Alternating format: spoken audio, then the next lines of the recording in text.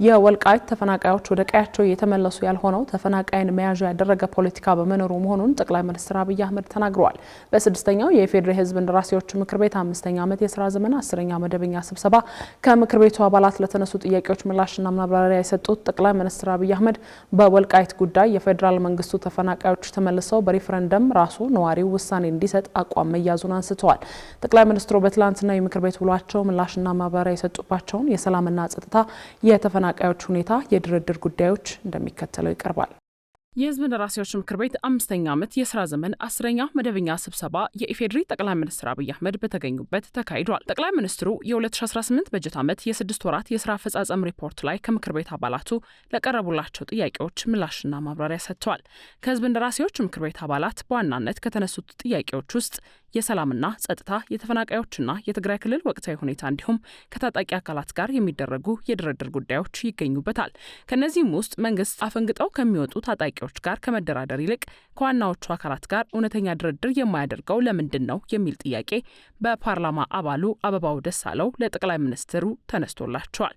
ምንም እንኳን መንግስት ቀደም ብሎ ከኦሮሚያ ታጣቂዎች ጋር በቅርቡ ደግሞ በአማራ ክልል ከሚንቀሳቀሱ የታጣቂ መሪዎች ጋር ድርድር አደረግኩ ቢልም ምንም የተሻሻለ የሰላም ሁኔታ እንደሌለ ነዋሪዎች እየተናገሩ መሆናቸውን ነው አበባው ደሳለው የገለጹት። ለዚህ ጥያቄ ምላሽ የሰጡት ጠቅላይ ሚኒስትር አብይ አህመድ ወደ ሰላም ከመጡ ማንኛውም ኃይሎችና አካላት ጋር ድርድር ለማድረግ ዝግጁ ነን ብለዋል። አፋብን ወይም አማራ ፋኖ ብሔራዊ ንቅናቄ የሚል መጠሪያ ያለው 15 አመራሮችን የያዘ ድርጅት አማራ ክልል ያሉ ታጣቂዎች መስርተናል እያሉ ባሉበት ወቅት መንግስት ደግሞ እነዚህ ኃይሎች ከድርድር አግደናቸዋል ከሚሏቸው ኃይሎች ጋር ድርድር ላይ መሆኑ ለሰላሙ ምን ያክል ይጠቅማል? አዲስ ከተመሰረተው አፋብን ተብሎ ከሚጠራው ድርጅት ጋር መንግስት ድርድር ጀምሯል ወይ? እውነተኛ ሰላም እንዲመጣ ከተፈለገ መንግስት አፈንግጠው ከሚወጡ ታጣቂዎች ጋር ከመደራደር ለምንድን ነው ብዙ ጦር ሰራዊት ካላቸውና በአግባቡ ከተደራጁ ታጣቂዎች ጋር እውነተኛ ድርድር አድርገው ለሀገራችን ሰላም የማያጎናጽፈው? ከሁሉም በሰላማዊ መንገድ መነጋገር ለሚፈልግ ሰው በራችን ክፍት ነው። ለይቅርታ ዝግጁ ነን። ነገር ግን ስሙ ዳቦ ነው፣ ስሙ አምባሻ ነው፣ ስሙ ድፎ ነው የሚለው ጉዳይ እኛ ያስጨንቀን። ከስሙ ሳይሆን ከዳቦ ነው ጉዳያችን። ስም ተቀየረ አልተቀየረ ሳይሆን ዋና ጉዳይ ዳቦም ይሁን ድፎ ሰላም እስከፈለገ ድረስ ለመነጋገር ይቅር ለማለት ለማቀፍ በመንግስት በኩል ዝግጁ ነን። በትግራይ ክልል የግጭት ድባብ ዳግም እንዳያንዣብብ የትግራይ ህዝብም ችግር ውስጥ እንዳይገባ ምን እየተደረገ ነው የሚል ጥያቄ ከምክር ቤቱ አባላት ለጠቅላይ ሚኒስትሩ የቀረበ ሲሆን በክልሉ የተፈናቀሉ ዜጋዎች ድጋፍ እና ወደ ቀያቸው የመመለስ ጉዳይ በምን ሁኔታ ላይ እንደሚገኝም ተጠይቋል። ጠቅላይ ሚኒስትሩ በሰጡት ምላሽ በጦርነት ወቅት ተፈናቅለው የነበሩ ዜጋዎችን የመመለስ ስራ መሰራቱን፣ ነገር ግን የወልቃይት ተፈናቃዮችን የመመለሱ ነገር አስቸጋሪ ሁኔታ እንደገጠመው ተናግረዋል። በወልቃይት ጉዳይ በትግራይና አማራ ክልል መካከል ለረጅም ጊዜ የይገባኛል ጥያቄ መኖሩን ያነሱት ጠቅላይ ሚኒስትሩ የፌዴራል መንግስት ተፈናቃዮች ተመልሰው በሪፈረንደም ራሱ ነዋሪው ውሳኔ እንዲሰጥ አቋም መያዙን አንስተዋል።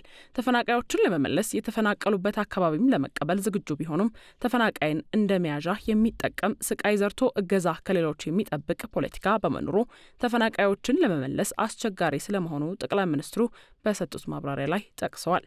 የቸገረን አሁን ወልቃይት አካባቢ ሊፈታ ያልቻለው ጉዳይ ልክ ገበሬ ዘር ዘርቶ ከዝናብ በኋላ ምርት እንደሚጠብቀው ስደት፣ መፈናቀል፣ ስቃይ ዘርተው ከሌሎች ኃይል እርዳታ የሚጠብቁ ሰዎች አሉ። ተፈናቃይ ያልተመለሰበት አካባቢ ሰው እንዳይመለስ ለፈለገ ሳይሆን ሰዎቹ መመለስ ስለማይፈልጉ ሳይሆን ተፈናቃይን መያዣ ያደረገ ፖለቲካ ኢትዮጵያ ውስጥ በመኖሩ ነው። የትግራይ ህዝብ ጦርነት አይፈልግም፣ ሰላማዊ ህይወት ናፍቋል፣ ለውጥ ይፈልጋል ያሉት ጠቅላይ ሚኒስትሩ የትግራይ ህዝብ በራሱ ጉዳይ ላይ መድረክ እንጂ ተዋናይ መሆን አልቻለም ሲሉም ተደምጠዋል።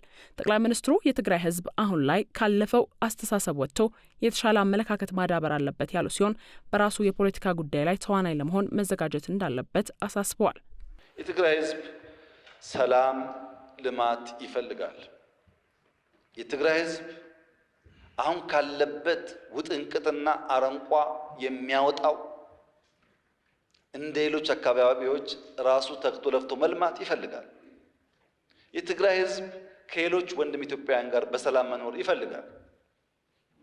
ታዲያ ችግሩ ምንድን ነው ያላችሁ እንደሆነ ይሄ ስልጡን ፖለቲካ የሚያቅ የታገለ ያታገለ ህዝብ መድረክ እንጂ ተዋናይ መሆን አልቻለም። በፖለቲካ አውድ ውስጥ መድረክ እንጂ ተዋናይ መሆን አልቻለም። መድረክ ይጫወቱበታል እንጂ አይጫወትም። የትግራይ ህዝብ ከመድረክነት ወጥቶ የፖለቲካ ተዋናይ ለመሆን ራሱን በአዲስ ቲንኪንግ መቃኘት አለበት። ሁል ጊዜ በአንድ አይነት አስተሳሰብ የምንቆይ ከሆነ ብዙ ነገር ሉዝ እናደርጋለን።